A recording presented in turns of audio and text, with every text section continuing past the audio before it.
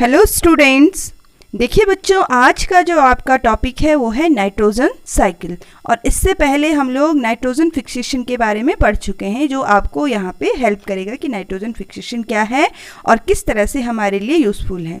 तो पहले समझ लेते हैं कि नाइट्रोजन साइकिल क्या है बेटा। It is the circulation of nitrogen element through living things, may be plants and animals and non living environment. ये एयर हो सकता है, soil and water, is called nitrogen cycle, इसे हम कहते हैं। ठीक है, यानी कि जो हमारी एटमॉस्फेयर की नाइट्रोजन है बच्चों, N2 जिसे हम कहते हैं, जब ये कहाँ पहुँचती है, लिविंग बॉडी में।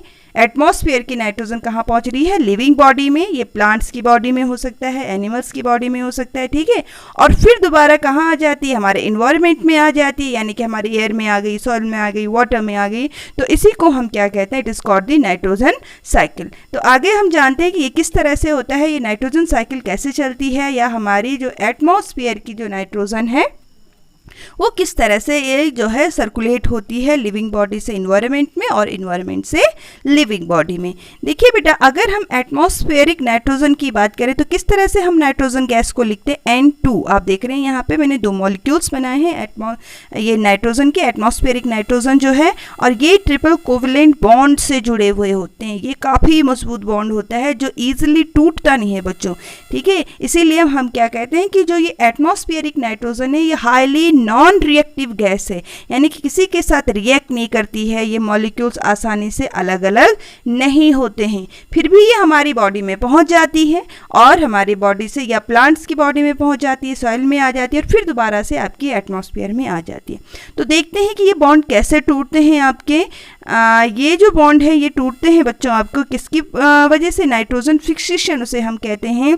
ये टूट सकते हैं आपके ड्यू टू लाइटनिंग प्रोसेस। बिजली जब चमकती है, आपकी लाइटनिंग जब होती है, तो वहाँ पे हाई जो हीट है वो जनरेट होती है, और इस हीट की वजह से जो बॉन्ड्स हैं ये क्या हो जाते हैं, टूट जाते हैं। ये आप देखेंगे कि बॉन्ड क्या हो गए, टूट गए, यानी कि आपके दोनों जो मॉलिक्यूल्स हैं ये अलग अलग हो गए। नाइट्रोजन जो आपके हैं ये अलग अलग हो गए दोनों मॉलिक्यूल्स। या इसके अलावा आपका बायोलॉजिकल फिक्सेशन भी होता है। बायोलॉजिकल फिक्सेशन यानी कि आपके जो लेग्यूमिनस जो प्लांट्स हैं उनकी रूट नोड्यूल्स में आपके राइजोबियम बैक्टीरिया जो प्रेजेंट होते हैं, ये एटमॉस्फेयर की नाइट्रोजन को फिक्स कर सकते हैं। ठीक है, और इसी को हम क्या कहते हैं, नाइट्रोजन फिक्सेशन। इसके बारे में हम पिछली जो वीडियो है उसमें भी इसके बारे में हम स्टडी कर चुके हैं कि क्या होता है। तो एटमॉस्फेयर की नाइट्रोजन डायरेक्ट हमारी बॉडी में नहीं पहुंचती है, बल्कि पहले इसके मॉलिक्यूल्स टूटते हैं और इसका फिक्सेशन होता है, यानी कि अपने कंपाउंड्स फॉर्म करता है बच्चों। ठीक है, तो अब इसके बारे में जानते हैं कि किस तरह से ये आपका जो है ये कंपाउंड्स किस तरह से फॉर्म करते हैं। ठीक है, तो ये हम समझ चुके हैं कि जो नाइट्रोजन है ये ड्यूरिंग लाइटनिंग में भी राइजोबियम बैक्टीरिया की हेल्प से ये हमारे सॉइल में आ जाते हैं, और फिर ये रिलीज हो जाते हैं बेटा कहाँ पे, एटमॉस्फेयर में। तो अब जानते हैं कि कैसे होती है ये प्रोसेस। देखो ये क्या है, it is the atmospheric nitrogen gas, N2 जिसे हम कह रहे हैं, ये हमारी एटमॉस्फेयर की नाइट्रोजन है। अब क्या होगा, ये लिविंग बॉडी में पहुंचने से पहले इसका फिक्सेशन होता है। नाइट्रोजन फिक्सिंग बैक्टीरिया की हेल्प से हो सकता है, जैसे हमने कहा बायोलॉजिकल फिक्सेशन जिसे हम कहते हैं, ब्लू ग्रीन एल्गी की हेल्प से हो सकता है। ये ब्लू ग्रीन एल्गी भी आप क्या कर सकते हैं, एटमॉस्फेरिक नाइट्रोजन को फिक्स कर सकते हैं। ड्यूरिंग लाइटनिंग आपके नाइट्रोजन फिक्सेशन हो सकता है बच्चों। अब जब ये नाइट्रोजन फिक्सेशन हो गया, यानी कि ये इसके कंपाउंड्स में चेंज हो गया, तो ये कंपाउंड कहाँ आ जाते हैं, रेन वाटर की हेल्प से या रेन वाटर के साथ हमारे सॉइल में आ जाते हैं। अब जब ये सॉइल में आ गए इसके कंपाउंड्स, तो क्या होगा, it is absorb by plants. अब धरती में भाई प्लांट्स हैं तो प्लांट्स इसको एब्जॉर्ब करेंगे। अब नाइट्रोजन कहाँ चली जाएगी, प्लांट्स की जो रूट्स हैं इनको एब्जॉर्ब करेंगे, absorb by the roots of plants, and that ये nitrogen will reach in plants body, plant body में पहुंच गई। ठीक, अब प्लांट से ये नाइट्रोजन कहाँ जाएगी, हम लोग प्लांट्स प्रोडक्ट खाते हैं, प्लांट्स लेते हैं। ठीक है, प्लांट्स के डिफरेंट प्रोडक्ट जैसे पल्सेस हो गई, ठीक है, या अलग अलग आपके डिफरेंट फ्रूट्स वेजिटेबल जो भी हम लेते हैं, मोस्टली हम लोगों ने पढ़ा हुआ है कि जो पल्सेस हैं they are the best source of protein. पता है आप लोगों को क्यों पल्सेस बेस्ट सोर्स क्यों होते हैं बेटा प्रोटीन्स के, क्योंकि उन्हीं की रूट में ऐसे बैक्टीरिया प्रेजेंट होते हैं, राइजोबियम बैक्टीरिया, जो एटमॉस्फेयर की नाइट्रोजन को फिक्स कर सकते हैं। ठीक है, और नाइट्रोजन आपको पता है ये कंपोनेंट है आपका प्रोटीन बनाने में हेल्प करता है। तो अब ये जब प्लांट्स ने इसको एब्जॉर्ब कर लिया तो ये प्लांट्स में पहुंच गए और इन प्लांट्स को एनिमल्स ने खा लिया। तो अब ये प्लांट ये जो नाइट्रोजन है ये कहाँ पहुंच गए? Now it will reach in animals body. ठीक, प्लांट से हमारी बॉडी में आ गई या डिफरेंट एनिमल्स बॉडी में जा सकते हैं। अब क्या हो सकता है बेटा, जो प्लांट्स हैं वो बिना ईटन यानी कि नहीं खाया, मान लो सारे प्लांट्स तो नहीं खा सकते एनिमल्स, कुछ प्लांट्स ऐसे डिकम्पोज हो जाते हैं, डेथ हो जाते हैं, डिके हो जाते हैं, तो उनका जो वेस्ट है ये कहाँ आ जाता है? डेड प्लांट्स हैं, डेड एनिमल्स हैं, ठीक है। तो ये सारे आपके दोबारा से ये डेड हो गए और ये कहाँ आ जाएगा? सॉइल में आ जाएगा। या इनका एक्सक्रीट्रा जो होता है, वेस्ट जो होता है एनिमल्स बॉडी से, जैसे यूरिया वगैरह है, उसमें भी बहुत ज़्यादा नाइट्रोजन है।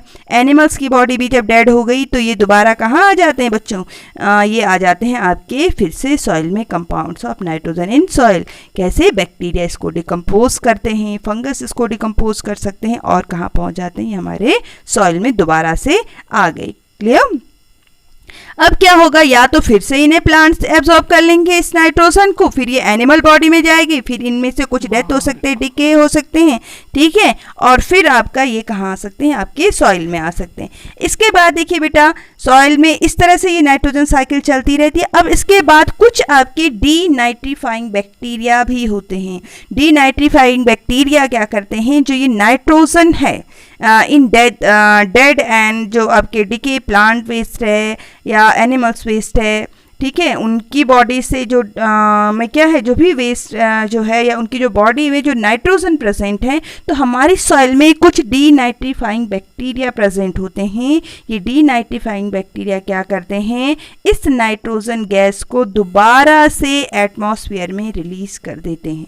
दोबारा से ये नाइट्रोजन हमारी एटमॉस्फेयर में आ जाती है। अगेन एटमॉस्फेरिक नाइट्रोजन का फिक्सेशन हो सकता है, इस नाइट्रोजन का फिक्सेशन हो जाता है, बैक्टीरिया एल्गी वगैरह की हेल्प से इसका फिक्सेशन हो गया, ये हमारे सॉइल में आ गए। सॉइल में से प्लांट्स ने इसको अपने रूट्स की हेल्प से एब्जॉर्ब किया, फिर प्लांट्स को या तो एनिमल्स खा लेंगे या प्लांट क्या हो जाएंगे बच्चों? डेड हो जाएंगे। एनिमल्स की बॉडी भी डेड हो सकती है, उसका बॉडी का जो वेस्ट है ये दोबारा से कहाँ आ जाएगा? सॉइल में आ जाएगा। और सॉइल से कुछ आपके डीनाइट्रीफाइंग बैक्टीरिया हैं, इस नाइट्रोजन को दोबारा से एटमॉस्फेयर में रिलीज कर लेते हैं, ठीक है। तो इस तरह से ये साइकिल चलती रहती है। आपका जो नाइट्रोजन है ये आप देख रहे हैं एटमॉस्फेयर से लिविंग बॉडी में आ रहा है, लिविंग बॉडी से फिर से एटमॉस्फेयर में जा रहा है और ये एक सर्कुलेट होता रहता है, ठीक है, नाइट्रोजन जो है आपका। इसीलिए इसको हम क्या कहते हैं? नाइट्रोजन साइकिल कहते हैं। साइकिल का मीनिंग ये होता है अगेन एंड अगेन मूव करना। अच्छा, इस साइकिल की प्रोसेस से क्या होता है? As a result of nitrogen cycle, जब ये रिजल्ट जो इसका निकलता है, हमारी नेचर में जो नाइट्रोजन का परसेंटेज है वो कांस्टेंट बना हुआ है, ठीक है, बिल्कुल उतना ही बना हुआ रहता है कि जिससे इसकी कमी ना हो। कांस्टेंट यानी कि आपकी नाइट्रोजन एटमॉस्फेयर में जाएगी, फिक्सेशन होगा, फिर सॉइल में आएगी, फिर नाइट्रोजन आपकी एटमॉस्फेयर में चली जाती है। इस वजह से इसका जो कांस्टेंट है ये क्या रहता है? इट रिमेन सेम, सॉरी, इसका जो कंपोजिशन है इट रिमेन्स कांस्टेंट, ये कांस्टेंट रहता है आपका, ठीक है। ओके, तो आई होप आप लोगों को वीडियो जो है वो पसंद आई होगी। आप लाइक और सब्सक्राइब करना मत भूलिए। इस वजह से जब आप सब्सक्राइब कर लेते हैं तो आपको हमारे जो वीडियोस हैं वो सबसे पहले आप तक पहुंच सकती हैं। इस वजह से आप जो है सब्सक्राइब कर लीजिए। और सब्सक्राइब करने से एक फ़ायदा ये भी है कि आप हमारी पुरानी जो वीडियोस हैं उनको भी देख सकते हैं। Okay, thank you.